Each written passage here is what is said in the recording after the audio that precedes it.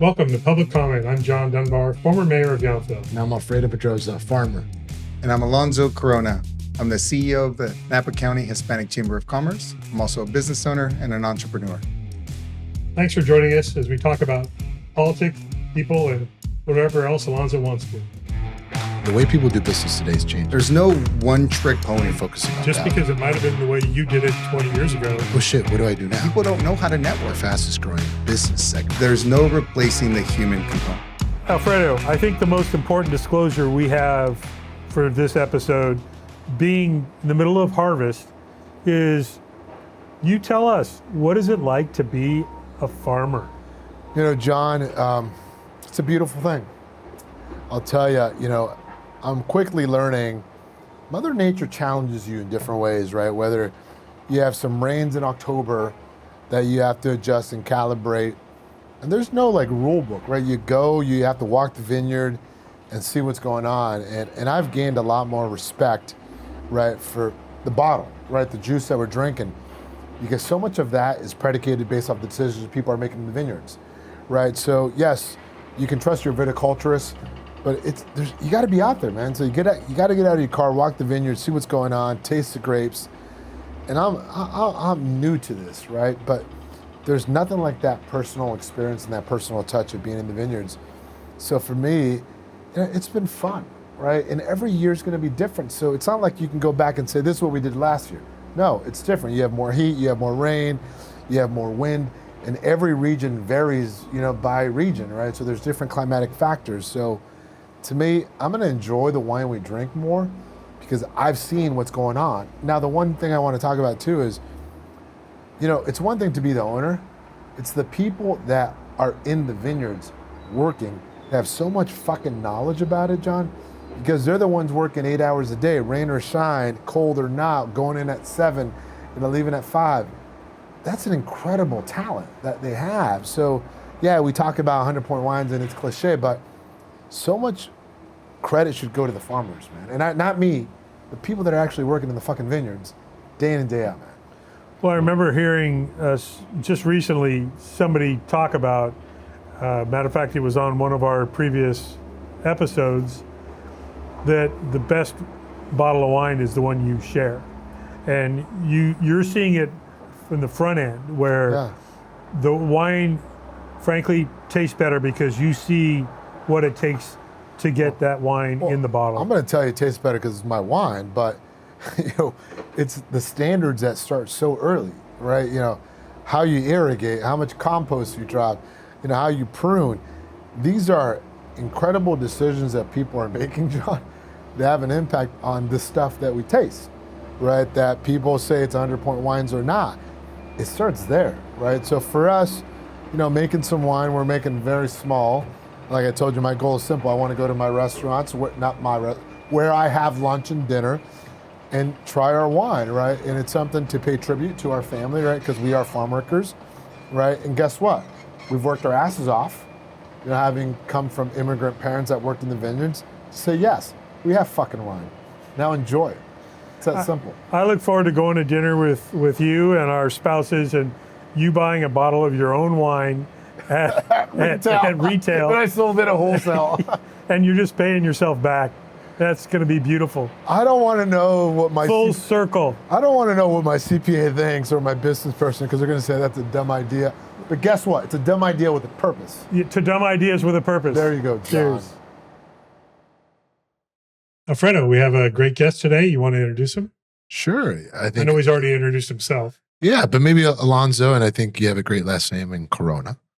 But maybe tell us a little bit about yourself. I know you were a small business owner before, and now you're running a Chamber of Commerce, which is phenomenal. So just give us a little background. Yeah, I'll give so about my last name. So it used to be a cool name until the COVID. So now I introduce myself as Alonso Corona, like the beer, not the virus. So that's Is that on your business card? I think it should be, yeah. So a little bit about me. I had so for the last 20 years of my life, I've been involved with. I actually owned and operated a dry cleaning business. It was part of my Families, it was a family business. It belonged to my wife. Cool. When I moved to Napa, I actually purchased the business from the family. Did you have any background in it, or just? No, I had no background. As a matter of fact, so I studied business at UC Santa Cruz, and I was in process I was interviewing for with PricewaterhouseCoopers. I'd gone through the internship process, the interview process, and I was already pretty much in line, guaranteed to get a job at PricewaterhouseCoopers. And then 9/11 happened.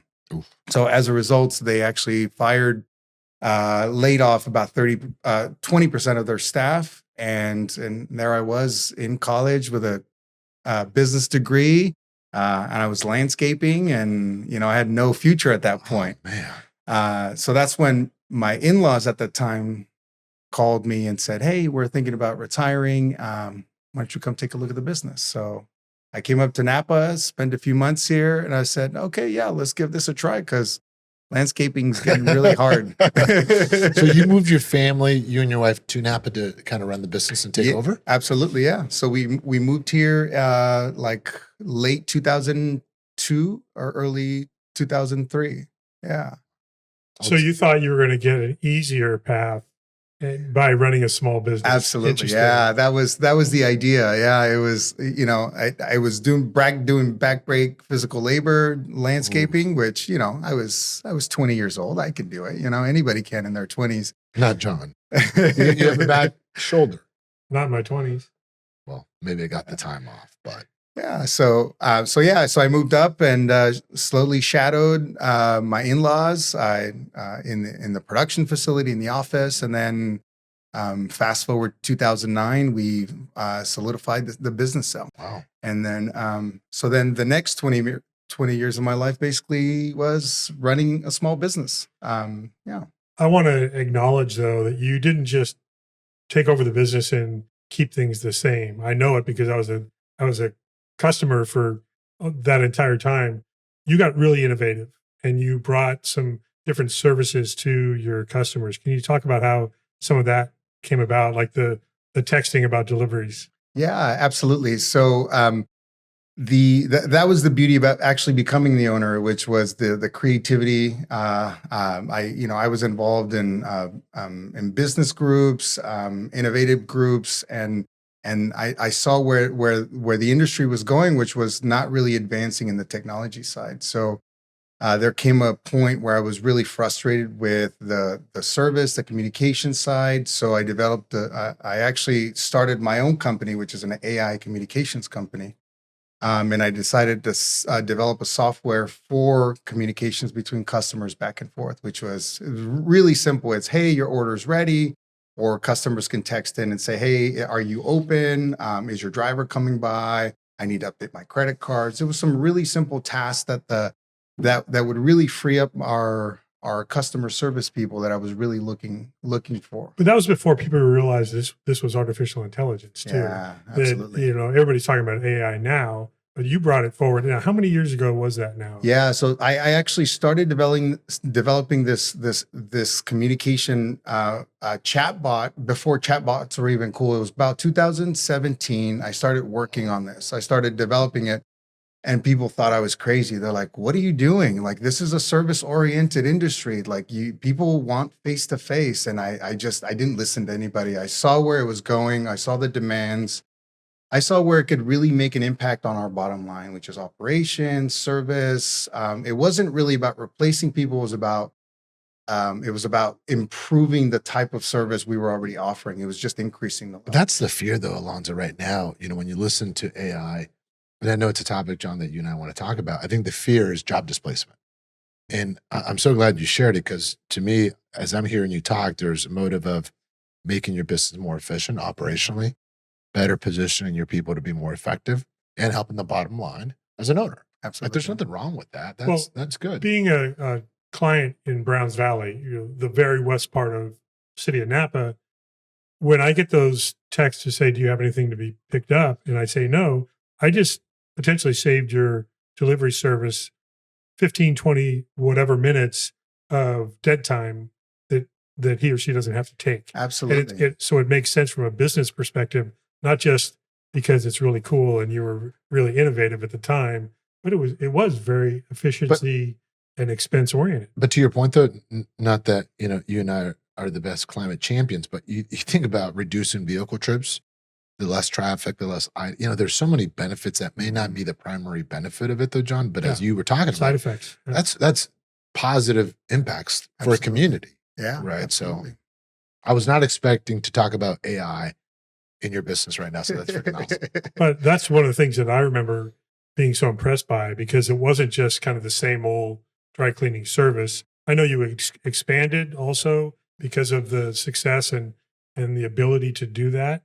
And so you've been serving this whole Napa Valley community for a very long time. Yeah, absolutely. And when it really came to fruition was COVID happened. So COVID happened and really this technology was absolutely vital for the operations of our business, because I had to lay off probably about 10 or 11 customer service individuals. Wow. And at that point, my software wasn't fully developed. I wasn't comfortable, but given the situation, I had to fast track it. And hence, that's when all the doctors went into the automated chatbots, the food delivery services went to automated chatbots.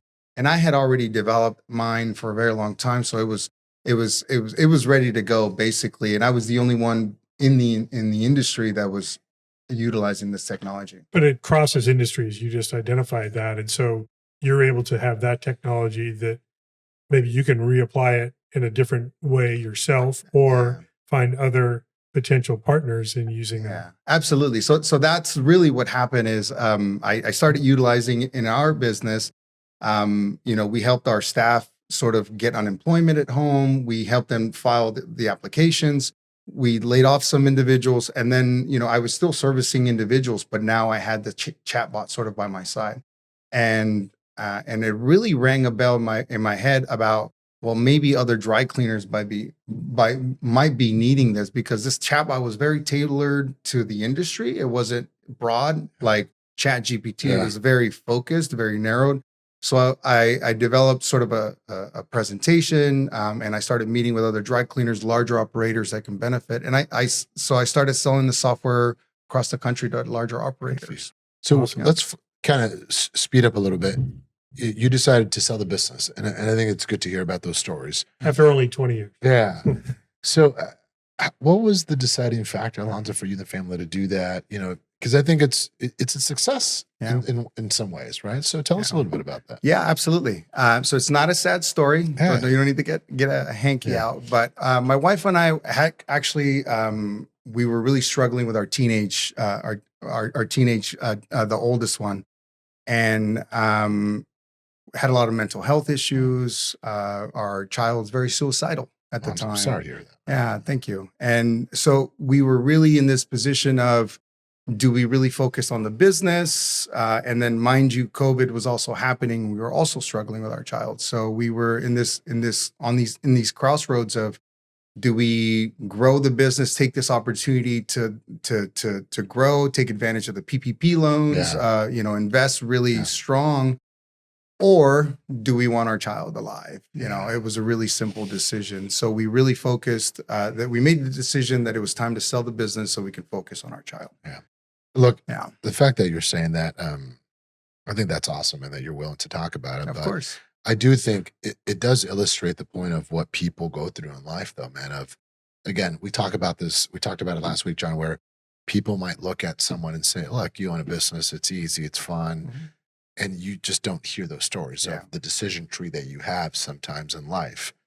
And you made the right one as someone that has kids, right? That's what you do. So I think that's a happy story, man. So, no, absolutely. Yeah. Well and our child is, we made a 180 turn, and where, our kid's a straight A student, is looking at Stanford, wants to be a doctor, neuroscience. And it's just like, we're on this like incredible trajectory now. And all we had to do is sell our business. There's more there. Well, to be a little supportive, I suspect. No, but, I just want to share a little fun family story that you and I have.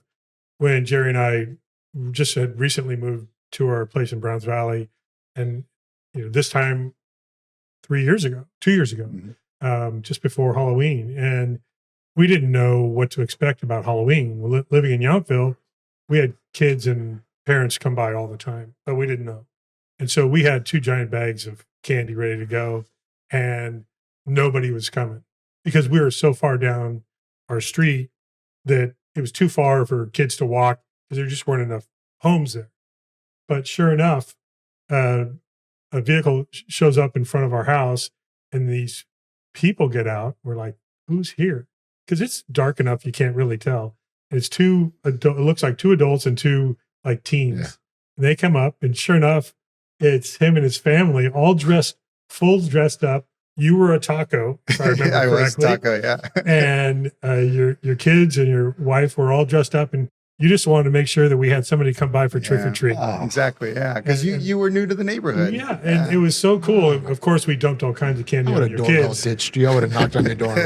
I saw them too soon, but it was just total example of how Character. you personally, but also your family, you're always thinking of other people. Thank you. And it kind of feeds right into what you've been doing, not only as a business owner, but with the Hispanic Chamber of Commerce, and Good segue. wanting to make sure you are taking care of other people. Yeah. And you know what it's like to have a small business or even a medium or large size business, and needing the support professionally as well as just with the community. So maybe, again, moving ahead from when you had Greene's Cleaners to your involvement. I know it's been for many years with Hispanic Chamber.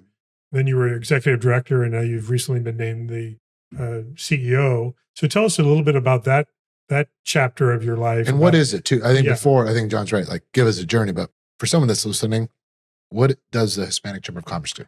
Yeah, no, actually, that's a fantastic segue. So thank you for pointing that, and I'll get to your yeah. question in a second. I'll toast to that. Cheers to that.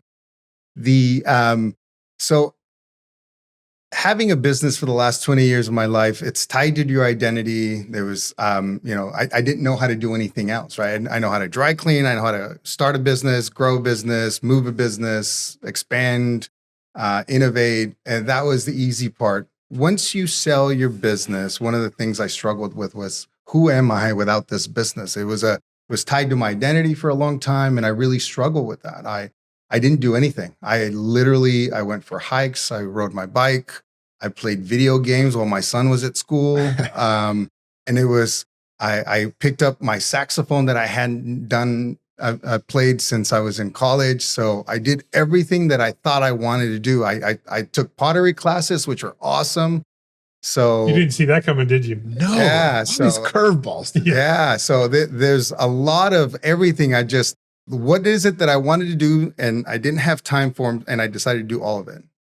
And then fast forward about a year later, I was like, okay, this is not fun anymore. Like, I need to do something that's really meaningful, I was in a really good position. I sold my company. I'm very stable because of that.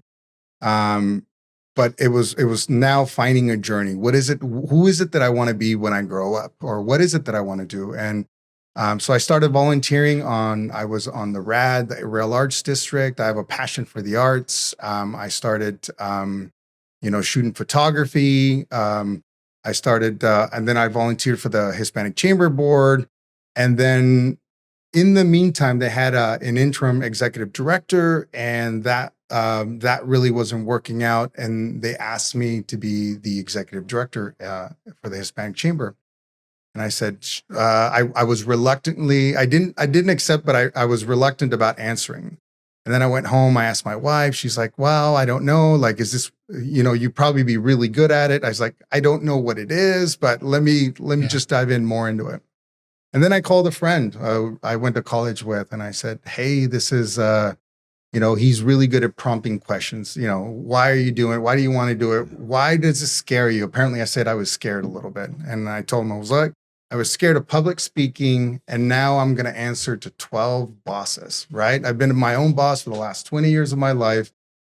It's Alonso's law, and I can hire and fire at will whenever I want it. But now the roles have reversed, right? So that part really scared me. Was I didn't think I had those skills to be able to negotiate, to talk through things. But that's really why I took this role on, because it was more of a personal development journey for me. So I said yes. And then I started to dive in the questions of what does a chamber do? Like, right? What is it? What are we doing here? What are we raising money for? And consequently, the Hispanic Chamber had just reopened back after COVID. So we just started having some events and some mixers. They were doing, not a whole lot, basically just started billing again to get people re-engaged in the community. So it was, there was not much going on. So I did what I do best, which was I started looking at the books. I started looking at our processes, our procedures, our operations, like what does it look like? And then decide where we go from there. And I realized I had to develop a lot of those things. They didn't really exist. And in the nonprofit world, maybe you guys are familiar with it, that it's organization is not their strong suit. And luckily for the Hispanic Chamber, it was mine. So I'll tell you one thing though, man. I think you acknowledging that, you had a successful business career and that it's okay to say, what's my fucking purpose now? Right. Cause sometimes we shy away from that. It's like, we've done it through John, being a politician, that can define us. And then it's like, oh shit, what do I do now? And that's okay to say that whether you're 30, 40, 50 or 60 or whatever, it happens to people. And you went through that journey. So I think you just saying it, I think it's healthy for people to hear that. Yeah, I remember the several months after leaving office after 18 years. You called me, and I was there for you. Yeah, thank you. You're very sensitive. But there is an identity, not a crisis, but an identity kind of introspection. Okay, now what? Like you were saying. Yeah. And you've always been kind of innovative, progressive, forward thinking with your businesses, with how you've behaved. And now what direction are you going to go? Yeah. And I'm glad you didn't go down the social media rabbit hole where you could just burn all your time away for no good. On next door? But yeah, I wasn't even going to give it credit. But you found another avenue. And of course, you really aggressively went after not just settling in and doing it the way it's always been, but how can we do it better? Yeah. And put your skill set to work. And so it's impressive that I'm sorry you felt scared about it. I think just being different shouldn't be scary. It's, it probably quickly went from fear of the unknown to excitement about the potential, because that sounds like that's you. Absolutely. Yeah, there's always the initial uncertainty of doing anything new. And that's, as an entrepreneur and as a business owner, like I don't shy away from those. I actually dive right into them. I thrive in that scenario where things are very difficult, and I can say I'm scared, but it doesn't necessarily mean I'm not going towards it. Right. Let me ask Alonso some questions, because I think I was on the board at one point for the Hispanic Chamber of Commerce, and mine started in Sonoma and the Napa. But one of the questions I think people like to ask is, well, we have the Napa Chamber, and then you have Hispanic Chamber, and then you have American Canadian Chamber. Why should people belong to all these chambers? Like what's different about the Hispanic Chamber of Commerce in Napa? Yeah, absolutely. That's a great question. So what the Hispanic Chamber does is we are a typical chamber, which was we focus on resources for small businesses, and we're a connector of B2B or resources in general. Why we need a Hispanic Chamber is it's unique because Hispanics or Latinos understand that there are different needs in our community. And often there are some blind spots in those resources that are offered, where our job is to highlight and fill those blind spots or those where there's lack of resources there. So the Hispanic Chamber, one of the things that I've noticed in the very beginning of my role was where there was I lost my train of thought there for a second. Yeah, but I guess to that point. Well, you have unique opportunities and needs for your membership and your business clients to provide them the resources they need. They may not know exactly where to ask for them. Now, they may also be part of the Napa Chamber or other chambers that are in their immediate city or town, but you're providing unique resources in addition to, not Yeah. instead of. Yeah, is that no, right? absolutely. Yeah. So thank you. I gained my train of thought Yeah. back. I'm Good back. job, John. We're here for you. Yeah. So absolutely. So in the Hispanic Chamber, a lot of, when I looked at our membership, so about 40% of our membership happens to be the nonprofit. So I started doing a lot of the work within the nonprofit sector. It's who are the nonprofits? What are they doing? How do we serve the Hispanic community at large? Being a business owner, I've clearly recognized what the labor force actually needs, right? I knew what my Latino employees, Mexican employees needed, and being in a role of providing resources actually gave me that unique perspective of, if we're a connector of resources for business, why don't we also have to be a connector of resources for the employees, given the amount of workforce, the percentage of workforce that we have in the Valley, right? I think it's like 60% of the workforce is Latino in the Napa Valley. And where I'm uniquely positioned is I get to tell business owners that giving your employees those resources that the nonprofit sector provides is good business. That is the additional resource you need, right? You can have bookkeeping resources, marketing resources. I need a loan. I need to buy a vehicle, whatever it might be. But there's a unique human component, which is, how do we stabilize the workforce so they can become better employees? So therefore, in turn, your business succeeds. And I love your focus, Alonso, about how you're trying to integrate value, right? To me, what always compelled me about the Hispanic Chamber of Commerce is, and we all know this, right? You have a lot of Latino-based businesses that started based off hard work and perseverance and determination, but they don't understand business. They don't understand structure. They don't understand lending, but they're hardworking individuals. But they're not part of mainstream business, mainstream America per se. And it's hard for them to go to the Napa Chamber of Commerce because that's fucking scary for people. And they don't know. So when you're talking about gaps, what was coming to mind for me is those businesses that are informal businesses that need to get integrated. Yeah. Right. So I think more of that emphasis, and it's a hard to reach community. Right. But that is so critical because all those folks have the elements to be a successful business. Right. You look, I'm not picking on landscapers, but I would say 95% of landscaping businesses in Napa are probably owned by a Latino. I agree. Right? How many of them are part of the Chamber of Commerce? How many of them have business resources? That's the opportunity that I see, right?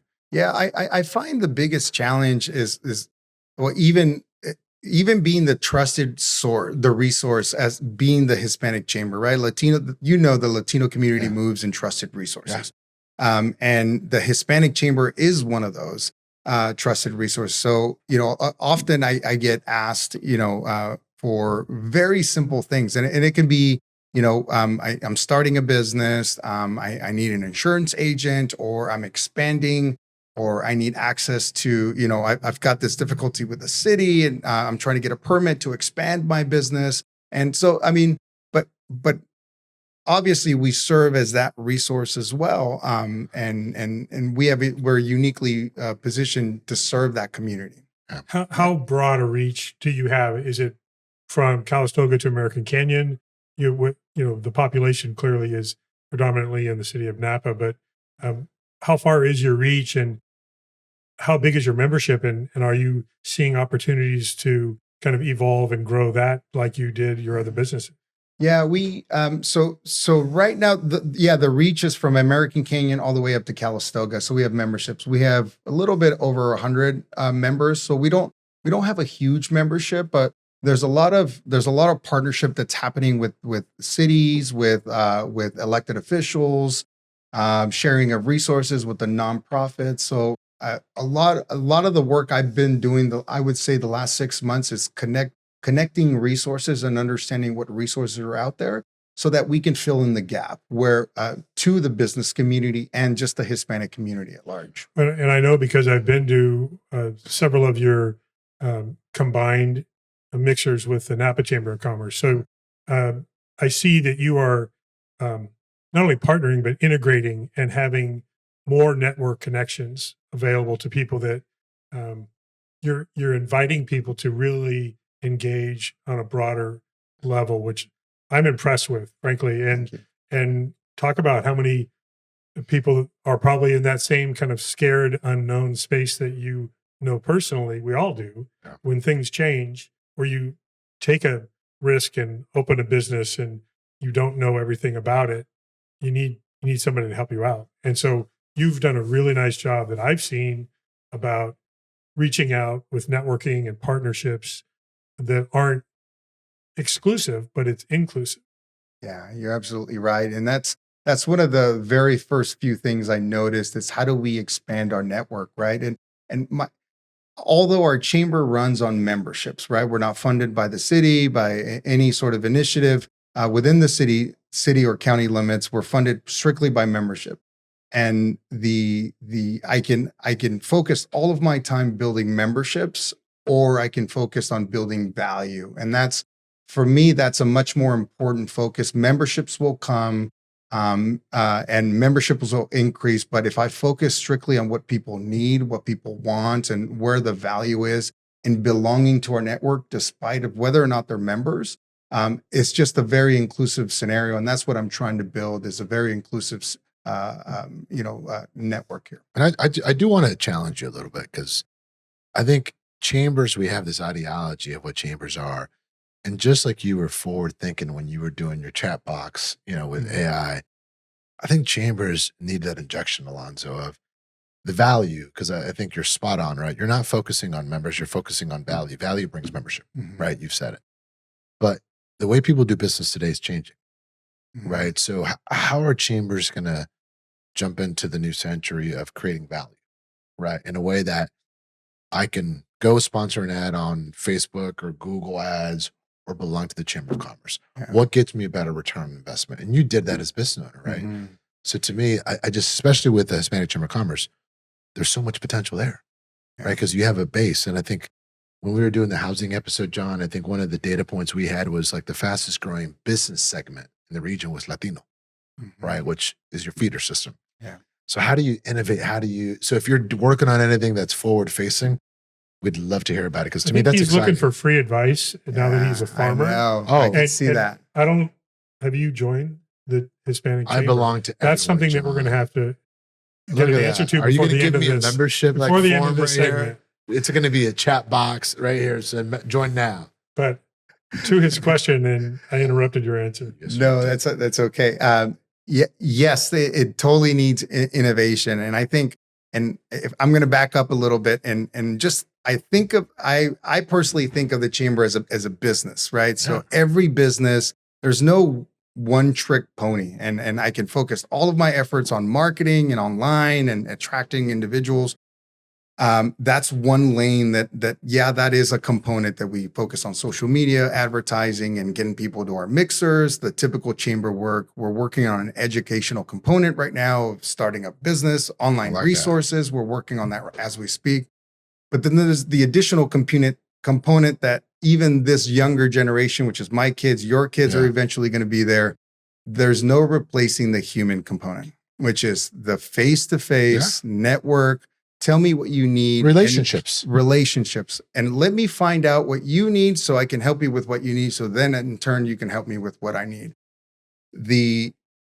I think that component is so critical in business that I think our efforts with our educational online resource that we're working on our website is going to focus a lot on that. What is networking? I find myself in our mixers educating even like savvy business owners that there's no replacing the networking. You have to put yourself out there. And what I've realized that people don't know how to network. They think it's some magical component that's out there, and all you got to do is just talk to people. What do you do? Where are you from? How do I help you so you can help me? And how do we connect each other? Look, I think that's fascinating, because when I was in banking, it was all about relationship, right? But we saw kind of the generation that understood relationships. And then we went through a low. It's like, oh, it's automated tellers, it's mobile banking. I don't need you. And then until shit goes wrong, it's like, oh, where's my banker? I'm like, it's your ATM, right? Absolutely, yeah. So I think you are seeing a reverse to your point of the human element and seeing the value, right? But I love what you were alluding to earlier, John, is how do you integrate and empower, right? Because to me, the most joy I see is when you have someone that's, say, a Latino landscaper that's part of that can go into your chamber or the Napa chamber and feel like they belong. Yeah. That is success, Absolutely. right? Because that's empowerment at the purest form. Yeah, no, absolutely. And then actually to pivot back to your question is how are we innovating? We're innovating. So this online resources that we're working on is we notice this younger generation doesn't like a lot of the face-to-face. So there's a hesitation to come to mixers. So this online resources is really just a simple step-by-step of how do you get a business license, so they can access at any point in time. Nice. And then just providing, again, a different avenue that's not a face-to-face or networking where they might be hesitant to get those. I think it's so smart that you acknowledge that communication is different than it was before. I remember when I was still working at Cal in the athletic department in the media relations office. So all my colleagues worked directly with coaches and athletes. But, in the early 2000s into the next decade, athletes never wanted to do interviews in person. And you never communicated with them by a phone call. Yeah. It was texting, or you ran into them in person. And it's multi-generational now where you don't call somebody on the phone, you text them. Yeah. And that's the way communication happens. Or it's in social media platforms, which can be dangerous enough. But recognizing that just because it might have been the way you did it 20 years ago doesn't mean that's the way that your members need it today in 2025 is really smart. Because sometimes, and we saw this again, the sports analogy, some coaches don't change for their team. They say, learn my way. Mm-hmm. And you're saying, I'm going to learn your way and your needs to make us both more successful. But you need to have your self-confidence and an acknowledgement that, believe it or not, we don't know everything. Yeah. And I know some more than others, but it is smart business, but it's also really, really important to take the most advantage of that human interaction, because it is still important, even though there are other ways people might be communicating or getting their information. Yeah, no, absolutely. And yes, there is the staying flexible, staying nimble, and the ability to pivot. I think that's, I'm just applying my business techniques and how I run my businesses. And that's, I'm just bringing the chamber and being able to have different avenues of income streams, or just access to resources. Having those lanes, it sets everybody up for success, the membership and our organization as well. I would say Price Waterhouse Cooper's loss is Napa Valley's gain. And not only that, it just occurred to me, AI is not artificial intelligence. It's Alonso intelligence. That's right. Cheers. Wow. Are we having cheese at that point? Oh, my Lord. Why'd you pay him to say that? I want to know. You're welcome. That's great. Alfredo, I've known Alonso for a number of years. I think you have as well. Every time I have a conversation with him, I leave that conversation impressed, and no different than the conversation we had today. Just an observation, John. Whether it was him or, Eric Housley, or even, Adam too, people are kind of opening up to us, John. And not that I want to get serious for a second, but I'm actually very proud of how people are, talking about personal stuff that's meaningful, like Alonso's choosing to sell the business to be a father and have those responsibilities, how they turned into a positive, right? Similar to Eric and what his family went through. I never thought that our podcast would be a platform for that, right? So I think that's pretty deep and cool that that's happening. I think he is someone that's very centered, chasing purpose. And I still am concerned about, encouraging more coming together. And I think having a Hispanic Chamber of Commerce and a Napa Chamber of Commerce is good. But I do hope that in the future, there's one chamber that represents everyone, that's an inclusive.